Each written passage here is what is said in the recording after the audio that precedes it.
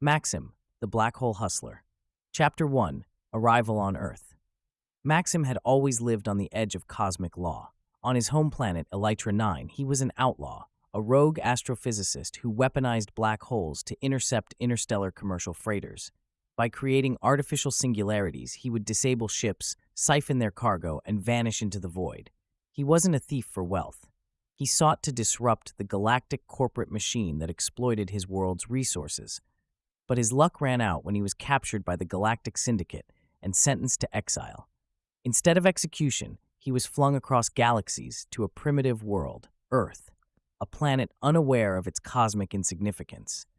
The Syndicate fabricated charges against him, multiple Earth life sentences for crimes he hadn't committed there. Earth's authorities had no clue who or what Maxim truly was. Chapter 2. A Prisoner Out of Time. At Hadron Correctional Facility, a high-security prison in the Mojave Desert, Maxim's alien physiology and intellect remained concealed. With his appearance altered to resemble a human, he blended in but bided his time. The other inmates saw him as a quiet, hulking presence, an enigma with piercing silver eyes. Maxim spent his days observing Earth's primitive technology, its crude nuclear energy, and its rudimentary grasp of space. He saw potential, but also vulnerability. The prison became his lab. Using scraps from the machine shop, smuggled electronics, and the faint remnants of his cosmic knowledge, he began to piece together a plan. Chapter 3. The Plan. Maxim's goal wasn't escape, it was revolution. Earth was a backwater planet, but its isolation made it valuable, a perfect staging ground for a rebellion against the Galactic Syndicate. The black hole technology he had mastered was still locked in his mind. He would recreate it, but on a smaller scale, transforming Earth into an impenetrable fortress. To do this, Maxim needed two things: time and energy. Time he had, but energy was a challenge. His opportunity came when a solar flare disrupted the prison's power grid. Seizing the moment, Maxim rigged the facility's power system to siphon energy into a hidden device he was building in the prison's abandoned sub-basement. This device, a micro-singularity generator, would create a controllable black hole, a portal for him to summon allies from Elytra 9. Chapter 4. The Escape. Months passed, and Maxim's device was nearing completion. But the prison authorities grew suspicious of his movements. A new warden, a sharp and ruthless ex-military officer named Commander Briggs, began tightening security. When Maxim's hidden lab was discovered, the warden ordered an immediate lockdown.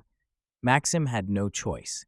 He activated the device prematurely, unleashing a miniature black hole within the prison. The singularity consumed walls and barriers, tearing open a path to freedom. Chaos erupted as inmates fled, and guards fought to contain the anomaly. Maxim, however, remained calm, walking through the event horizon as if he were stepping into a familiar doorway. Chapter 5. The War for Earth. On the other side of the singularity, Maxim emerged with reinforcements, outlaws and rebels from Elytra 9 who shared his disdain for the Syndicate. Together, they began arming Earth with advanced technology, rallying its nations to resist future exploitation. Maxim trained Earth's brightest minds, turning the planet into a hidden galactic stronghold. The Galactic Syndicate soon discovered Earth's sudden rise in power. They dispatched fleets to investigate, only to fall into Maxim's traps, massive, controlled black holes that annihilated their ships. Earth was no longer a primitive backwater. It was the heart of a rebellion that shook the galaxy. Chapter 6. Aftermath. The final battle was over. The Galactic Syndicate's fleet lay in ruins, scattered across the solar system like forgotten debris. Earth stood victorious, a beacon of rebellion in the galaxy. Maxim stood alone on a lunar ridge, gazing at the pale blue dot of Earth in the distance. The planet glowed with hope, but his expression was somber. One of his closest allies approached, a human scientist he had mentored. "We've done it," she said, her voice trembling with awe. "You've changed everything." Maxim didn't respond immediately. His silver eyes reflected the swirling black hole he had created in Earth's orbit, a testament to his legacy. Finally, he turned to her, his voice low and resolute. "Prison time gratifies but never rectifies," he said. "I built a cage for others because I could never escape my own."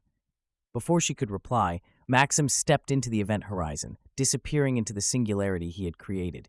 His work was done. For Earth, a new chapter had begun.